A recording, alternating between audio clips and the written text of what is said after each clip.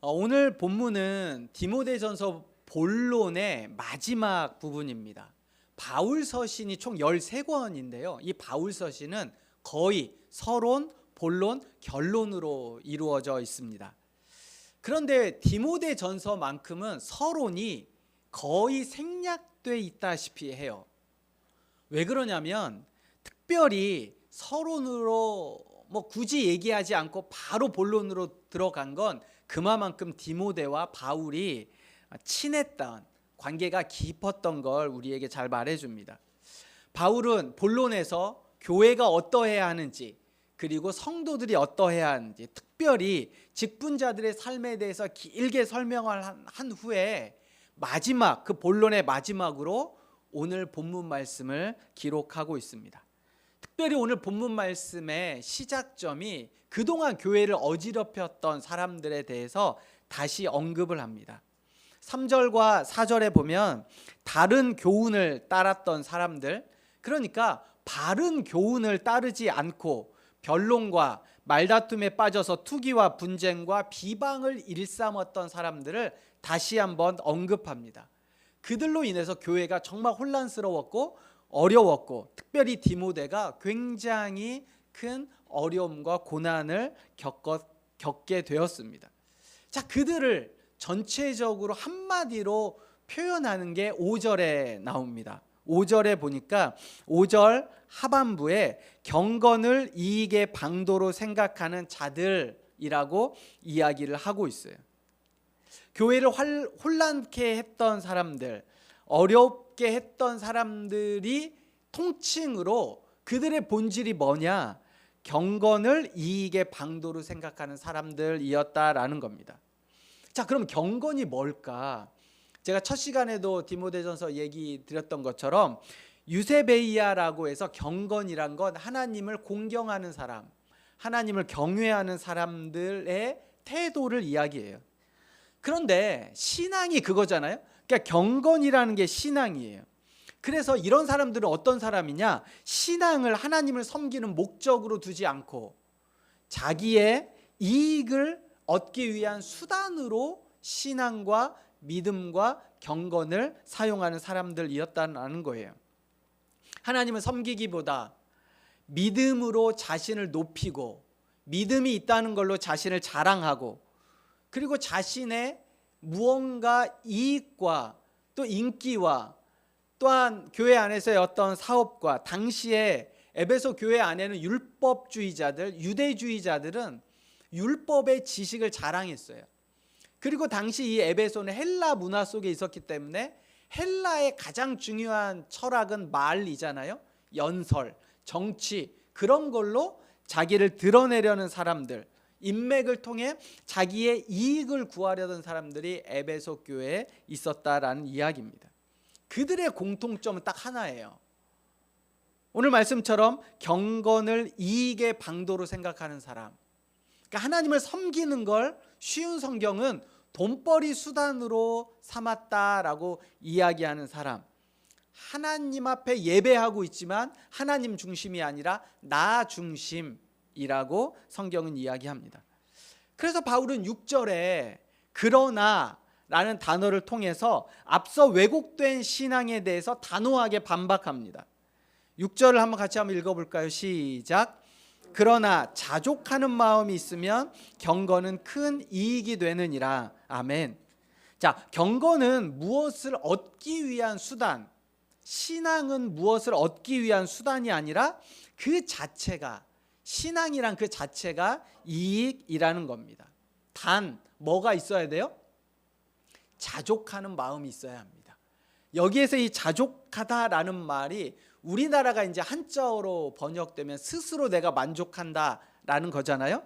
그런데 원어적인 헬라적인 표현의 자족하다라는 건 하나님 한 분만으로 충분하다라는 말이에요. 자, 자족하다, 내가 스스로 만족하다 이런 뜻이 아니라 자족하다라는 건 뭐라고요?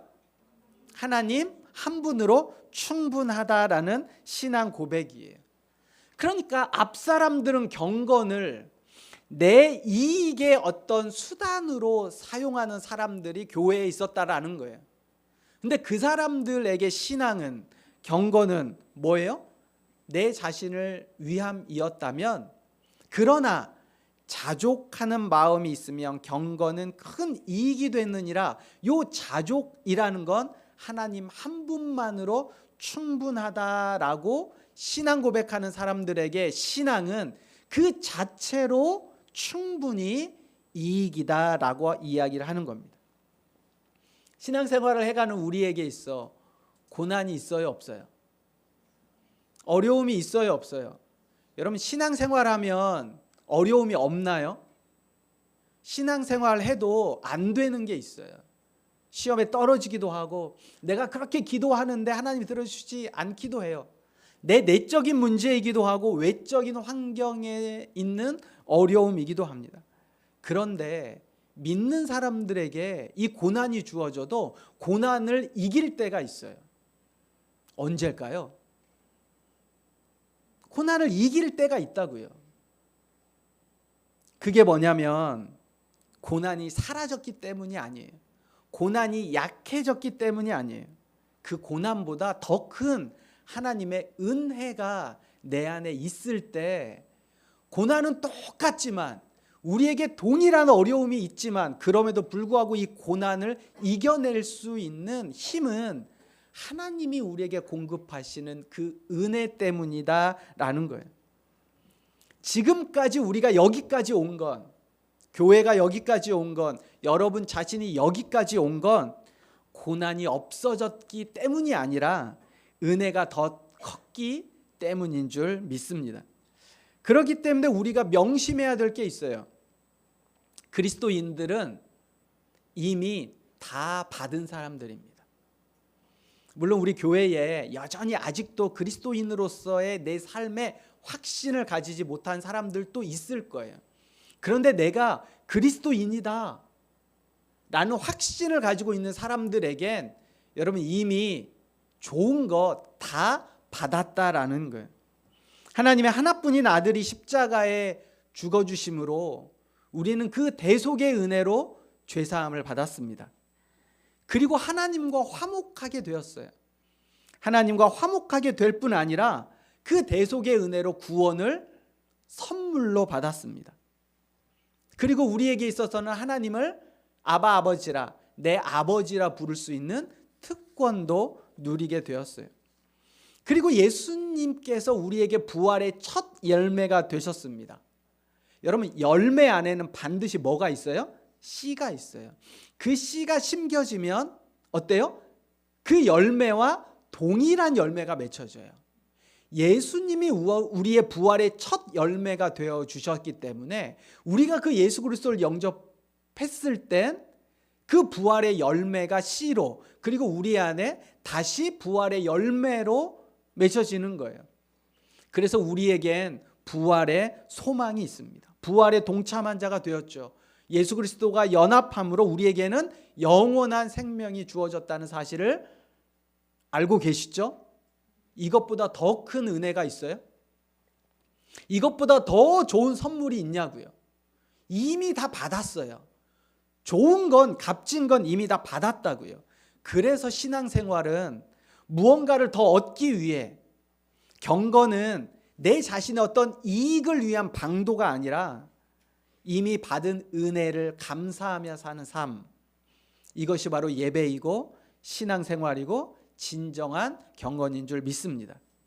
그래서 7절에 보니까 우리가 세상에 아무것도 가지고 온 것이 없음에 또한 아무것도 가지고 가지 못하리니라고 이야기를 합니다. 성경은 우리가 내 거다라고 말하는 모든 것이 사실은 맡겨준 거다라고 이야기를 해요. 여러분, 내 거 지금 한번 생각해 보실래요? 딱 세 가지만, 내 거다, 이건 내 거야 라고 생각하는 거 한 세 가지만 생각해 보세요. 하나, 둘, 세 개 있죠? 없어요? 있단 말이죠. 한 세 개 정도. 그거 진짜 내 건지. 여러분, 사실은 내 거인 적도 없고 내 것이 될 수도 없어요. 그게 내 거인 적이 없다니까요. 우리가 이 땅에 올 때 아무것도 가지고 온 게 없어요. 내 게 아니에요. 가지고 갈 것도 아무것도 없어요. 그게 내 것이 될 리 없다라는 거예요. 뭘 우리가 자랑해야 될까? 여러분 누가복음 12장 13절에서 21절 신약성경 115페이지거든요. 한번 찾아보겠습니다. 누가복음 12장 13절에서 21절입니다.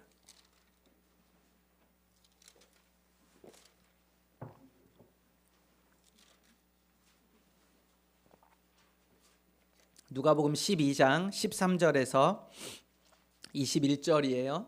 같이 한 절씩 교독하고 마지막 21절은 합독하겠습니다. 여러분이 이 말씀을 읽다가 여기 정말 너무 좋다라고 하는 거에 밑줄을 한번 그어보세요. 자, 교독하겠습니다. 무리 중에 한 사람이 이르되 선생님 내 형을 명하여 유산을 나와 나누게 하소서 하니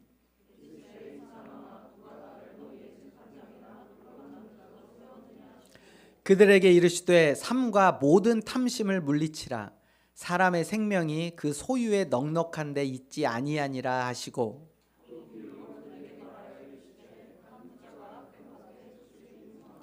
심중에 생각하여 이르되 내가 곡식 쌓아둘 곳이 없으니 어찌할까 하고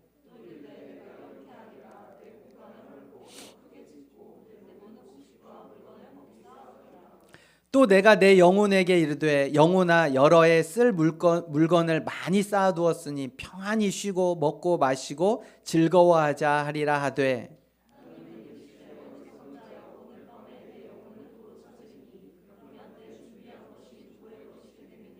같이 읽습니다. 자기를 위하여 재물을 쌓아두고 하나님께 대하여 부요하지 못한 자가 이와 같으니라. 아멘. 누구의 것이 되겠느냐? 한 번도 내 것인 적이 없고 한 번도 내가 가지고 있던 것이 없음을 여러분 기억해야 됩니다. 시편 24편 1절에 땅과 거기 충만한 것과 세계와 그 가운데 사는 자들은 다 여호와의 것이로다라고 말씀하고 있습니다. 우리의 문제는 내 것이 아닌데 자꾸 내 거라고 생각하는 소유권에 대한 착각이에요. 맡겨진 것에 대한 관리자의 자리에 앉아 있어야 되는데 자꾸 떠나서 그 관리자의 자리가 아니라 주인의 자리에 앉으려고 하는 것이 우리의 모습이다라는 겁니다. 성경은 부자를 정죄하지 않아요. 단 9절에 오늘 말씀 디모데전서 6장 9절에 부하려는 자를 매우 분명하게 경고합니다. 부하려는 자들은 시험과 올무와 여러 가지 어리석고 해로운 욕심에 떨어지나니 여러분 돈을 악이라고 성경은 이야기하지 않아요. 단 10절에 돈을 사랑함이 일만하게 뿌리다라고 말하고 있습니다. 이 두 개를 잘 구분하셔야 돼요. 돈을 사랑함이 문제입니다. 가장 큰 위협, 돈이 우리에게 가장 큰 위협은 뭐냐면 사람의 마음에 들어오는 순간 주인이 되려는 경향이 굉장히 많다는 게 이 돈의 속성이에요. 그래서 오늘 말씀에 바울이 이렇게 이야기합니다. 9절과 10절이에요. 부하려는 자들은 시험과 올무와 여러 가지 어리석고 해로운 욕심에 떨어지나니 곧 사람으로 파멸과 멸망에 빠지게 하는 것이라. 돈을 사랑함이 일만하게 뿌리가 되나니 이것을 탐내는 자들은 미혹을 받아 믿음에서 떠나 많은 근심으로써 자기를 찔렀도다라고 이야기해요. 돈이 우리에게 이렇게 속삭입니다. 내가 너를 지켜줄게. 네가 필요하다는 거 언제든지 공급해 줄게. 널 기쁘고 즐겁게 해줄게. 누릴 수 있게 해줄게. 네가 원하는 거 다 할 수 있게 해줄게. 너의 인생을 내가 책임져 줄게 라고 돈이 속삭여요. 여러분 이거 거짓말이에요? 예? 이거 거짓말이냐고요? 아니요. 이거 사실이에요. 거짓말인 줄 아셨죠? 제가 이거 사실이라고 설명하고 다시 한번 얘기를 해볼 테니까 맞는지 보세요. 내가 널 지켜줄게. 돈이 얘기하는 거예요. 네가 필요하다는 거 언제든지 공급해 줄게. 널 기쁘고 즐겁게 해줄게. 누릴 수 있게 해줄게. 네가 원하는 거 다 할 수 있게 해줄게. 너의 인생 내가 책임져 줄게. 맞죠? 이거 돈이 얘기하는 거 맞다니까요. 사실이에요. 그래서 예수님이 뭐라고 말씀하셨냐면 마태복음 6장 24절에 한번 찾아볼까요? 마태복음 6장 24절. 오늘은 성경을 여러 곳을 좀 찾을 겁니다. 마태복음은 신약성경 맨 처음에 있으니까요. 마태복음 6장 24절에 한 목소리로 읽습니다. 시작. 한 사람이 두 주인을 섬기지 못할 것이니 혹 이를 미워하고 저를 사랑하거나 혹 이를 중히 여기고 저를 경히 여김이라. 너희가 하나님과 재물을 겸하여 섬기지 못하느니라. 아멘. 예수님께서 돈, 재물의 위치를 이 말씀에서 딱 설정해 주셨어요. 어딜까요? 예수님께서 재물의 위치를 하나님과 경쟁하는 자리로 정확하게 표현해 놓으셨어요. 여러분 돈이 이렇게 속삭여요. 너희를 책임져 줄게. 이 말이 사실이라니까요. 그러니까 이 정도의 파워가 있어요. 재물은 늘 하나님의 옆자리, 아니요, 하나님 자리를 노린다는 사실을 아셔야 돼요. 하나님은 우리를 지키시고 보호하십니다. 근데 돈도 그렇게 하려고 해요. 하나님이 우리의 온전한 공급자이세요. 그런데 돈도 그렇게 하려고 해요. 하나님이 우리의 기쁨의 즐거움의 근원이세요. 근데 돈도 그렇게 약속해 줘요. 내가 즐겁게 해줄게. 그래서 예수님이 분명하게 말씀하시는 거예요. 돈의 자리가 어디라고요? 하나님과 경쟁하는 자리에 있다라고 우리에게 경고하고 있다라는 겁니다. 더 중요한 건 이 돈의 속성과 돈의 지배가 굉장히 은밀하게 이루어진다는 거예요. 돈은 조용하게 우리의 가치관을 바꿉니다. 무엇을 선택하려고 할 때 조용하게 속삭여서 영향을 미쳐요. 사람과의 관계를 생각할 때 돈이 기준이 되어서 그 사람을 평가할 때가 많습니다. 그래서 예수님이 분명하게 말씀하세요. 겸하여 섬길 수 없다. 결코 둘은 함께 섬길 수 없다. 불가능하다라고 말씀하고 있습니다. 오늘 말씀 우리가 읽은 디모데전서의 본론의 마지막도 그래서 3절부터 10절의 문맥이 이래요. 처음에 무엇로 시작했어요? 경건이 무언가라고 시작했다가 마지막은 돈의 이야기로 맞춰진다라는 겁니다. 돈이 경건의 반대편에 있는 가장 구체적인 시험대이기 때문에 그래요. 경건함을 무엇으로 판단할 수 있냐? 돈으로 판단할 수 있다라는 거예요. 돈은 신앙의 주변에 맴돌지 않습니다. 돈은 항상 신앙의 중심으로 들어오려고 합니다. 교회와 성도들 안에 중요한 이슈가 되는 것, 돈이 교회와 연결되어질 때 우리가 이야기할 수 있는 게 헌금입니다. 헌금에 대해서 설교하기 굉장히 어렵고 껄끄럽습니다. 또한 믿음의 분량에 따라 오해하기도 쉬운 게 또 헌금이에요. 그런데 이건 너무나 중요한 문제입니다. 왜냐하면 성경은 헌금을 경제의 논리로 다루지 않아요. 성경은 헌금을 예배로 다룹니다. 성경은 헌금을 돈으로 얘기하지 않아요. 신앙 고백으로 이야기를 합니다. 자, 구약의 두 곳과 신약의 두 곳을 우리가 찾아볼 텐데요. 창세기 4장 3절에서 5절입니다.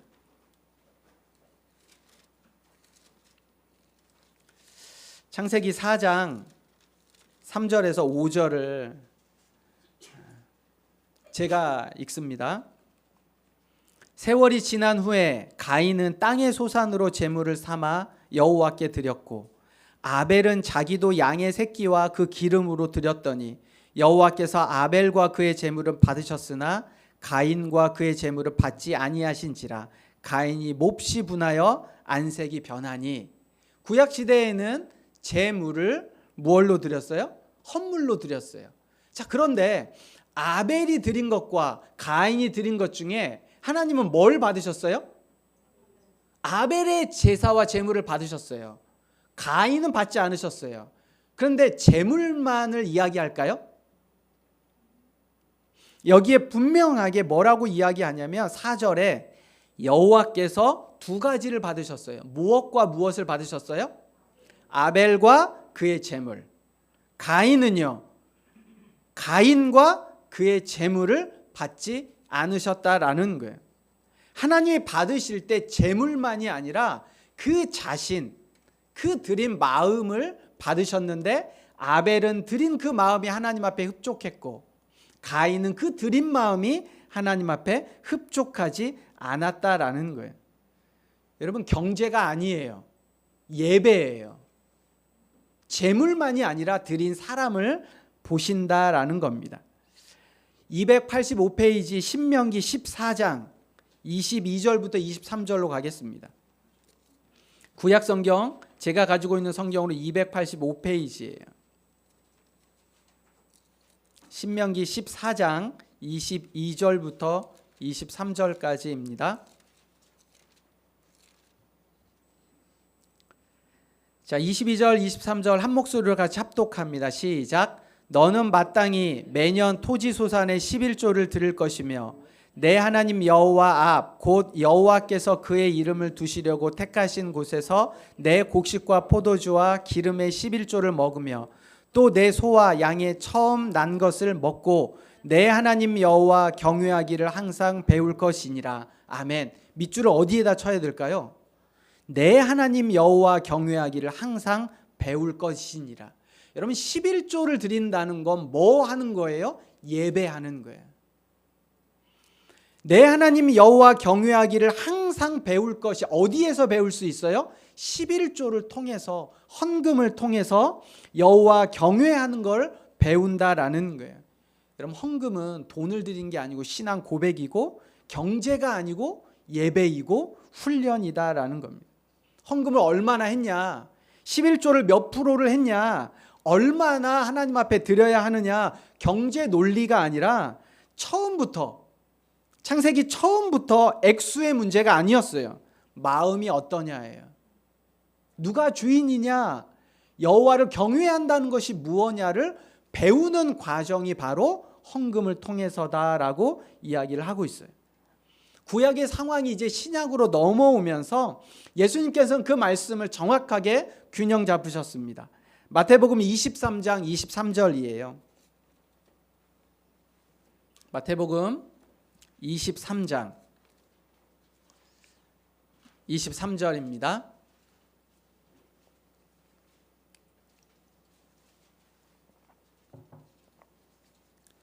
자, 한 목소리로 같이 읽습니다.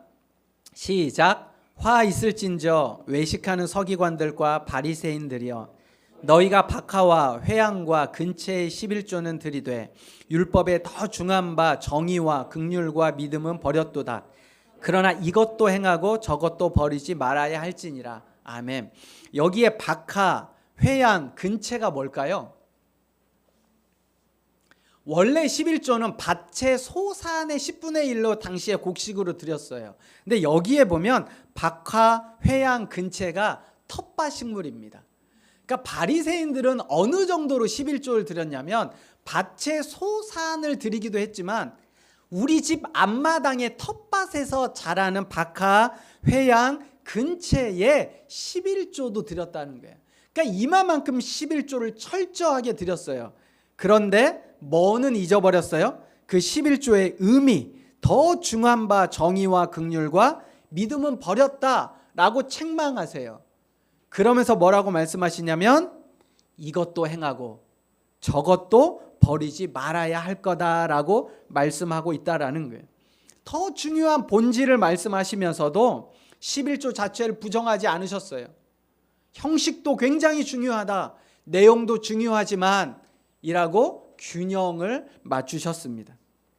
마지막으로 고린도후서 9장 6절에서 7절입니다. 신약성경 제가 가지고 있는 걸로 295페이지예요. 고린도후서 9장 6절에서 7절입니다.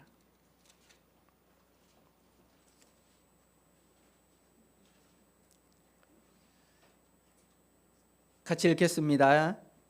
세 절이니까 같이 7절까지 두 절이니까 같이 읽겠습니다. 시작.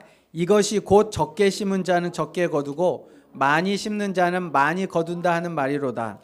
각각 그 마음에 정한 대로 할 것이요 인색함으로나 억지로 하지 말지니 하나님은 즐겨내는 자를 사랑하시느니라. 아멘. 이 9장 6절이 우리는 굉장히 길어요. 이게 한국적인 해석이에요. 그런데 헬라어의 원문에는 딱 7단어로 되어 있습니다. 그래서 그걸 직역해 보면 이거예요. 누구든지 심는 것을 곧 거두는 것이다. 뭐라고요? 심는 것을 거둔다예요. 그래서 근데 이거를 우리나라로 가져올 때 적게 심는 자는 적게 거두고 많이 심는 자는 많이 거두, 이게 약간의 양으로 우리에게 이제 들어오게 돼서 헌금은 많이 해야 된다 이렇게 되어 있는데, 이게 원래 원어적인 표현은 심는 것을 거두는 거예요. 그래서 비단 돈의 문제만을 이야기하는 건 아닙니다. 여러분, 기쁨을 심으면 뭘 거둬요? 내가 기쁨을 걷는다는 거예요. 감사를 심으면 감사를 거둬요. 인색함을 심으면 내가 거두는 게 인색함이라는 거예요. 내가 불평을 심으면 불평을 거두게 된다라는 거예요. 이게 누가 거둬요? 내 자신이 거두는 거예요. 그러니까 내가 심는 것을 거둔다라는 겁니다. 그래서 8절에 뭐라고 되어 있냐면, 하나님이 능히 모든 은혜를 너희에게 넘치게 하시나니 이는 너희로 모든 일에 항상 모든 것이 넉넉하여 모든 착한 일을 넘치게 하게 하려 하심이라 라고 되어져 있어요. 이 모든 것에 돈이 포함되어 있다라는 거예요. 그러니까 이는 이라고 이야기하는 게 이제 이거예요. 하나님이 능히 모든 은혜를 너희에게 넘치게 하실 텐데, 이는, 이 말은 너희가 이 말을 믿고 신뢰하여 가장 좋은 것을 나에게 심으면, 이 말이에요. 이는 너희로 모든 일에 항상 모든 것이 넉넉하여 모든 착한 일을 넘치게 하게 하겠다라는 약속이라고요. 그러므로 이게 돈에 대한 것만이 아니에요. 우리가 감사를 심으면 하나님 앞에 내가 감사를 거두게 돼요. 내가 그러는 거예요. 근데 내가 불평을 심으면 나에게 불평이 주어진다라는 게, 그 많은 것 중에 하나님 앞에 드린 대로 너희가 받을지인데 그러면 뭐를 드리겠느냐 라고 하나님이 말씀하신다고요. 그래서 헌금은 구원의 조건이 아니에요. 얼마나 많이 하나님 앞에 드렸느냐 이게 중요한 게 아니라 구원의 결과가 헌금이라는 겁니다. 구원받은 자에게 드러나는 열매예요. 그렇기 때문에 헌금은 신앙의 기준점입니다. 내가 신앙이 없는지, 신앙이 바른지 아닌지를 알 수 있는 표적이 있어요. 척도가 있어요. 이게 헌금이라는 거예요. 그래서 헌금은 영적인 싸움이고 훈련입니다. 돈, 물질을 드리는 게 아니에요. 내가 무엇을 섬길 건가예요. 내가 무엇을 심을 건가라는 신앙 고백이고 영적인 싸움이다라는 거예요. 하나님을 섬길 건가? 돈을 섬길 건가? 내가 하나님을 의지할 건가? 돈을 의지할 건가? 믿음이 기대는 거라면 하나님께 기댈 건가? 돈에 기댈 건가? 왜냐하면 돈이 속삭인다고 그랬잖아요. 내가 널 책임져 줄게. 내가 너에게 기쁨을 줄게. 만족함을 줄게. 이 말에 내가 누구의 말을 들을 건가? 라는 굉장한 영적 싸움이라는 겁니다. 돈은 늘 하나님의 자리를 탐하고 하나님의 자리에 앉으려고 합니다. 그래서 우리의 눈치를 봐요. 우리의 눈치를 살짝 보고 살짝 하나님의 자리, 내 삶의 주인의 자리에 살짝 앉아보려고 합니다. 그럴 때 내가 당장 내려와. 너 그 자리 네가 앉을 자리 아니야? 라고 분명하게 얘기하면 돈이 아니 내가 앉겠다는 게 아니라 그냥 한번 어떤가 보고 라고 하면서 바로 꼬리를 내리거든요.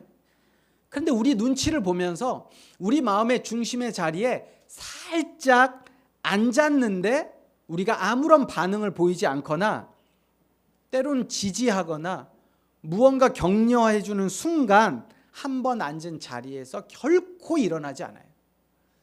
그게 돈의 모습이고, 그렇게 해서 우리도 모르게 돈을 끌고 가는 게 아니라 돈에 쫓아가는 삶을 살아가게 된다라는 겁니다. 말씀을 마무리합니다. 사랑하는 성도 여러분, 여러분의 삶 속에 하나님 한 분만으로 충분한 삶이 경험되어지기를 소망합니다. 내가 이 땅을 살아가면서 많은 것들이 필요하지만 그 중에서도 하나님 한 분만으로 충분하다라는 자족하는 마음을 통해 신앙 자체가 여러분의 삶에 가장 큰 이익이기를 소망합니다. 돈이 있으면 조금 편해요. 제가 살아보면 그렇습니다. 돈이 있으면 편합니다. 편해. 근데 돈이 없으면 불편한 게 여러 개가 있어요. 그런데 그 편한 것 때문에 돈이 하나님보다 높은 자리에, 아니면 그 하나님의 자리에 앉아서는 결코 안 돼요. 내 삶의 주인이 되려고 할 때 여러분 분명하게 말씀하셔야 됩니다. No!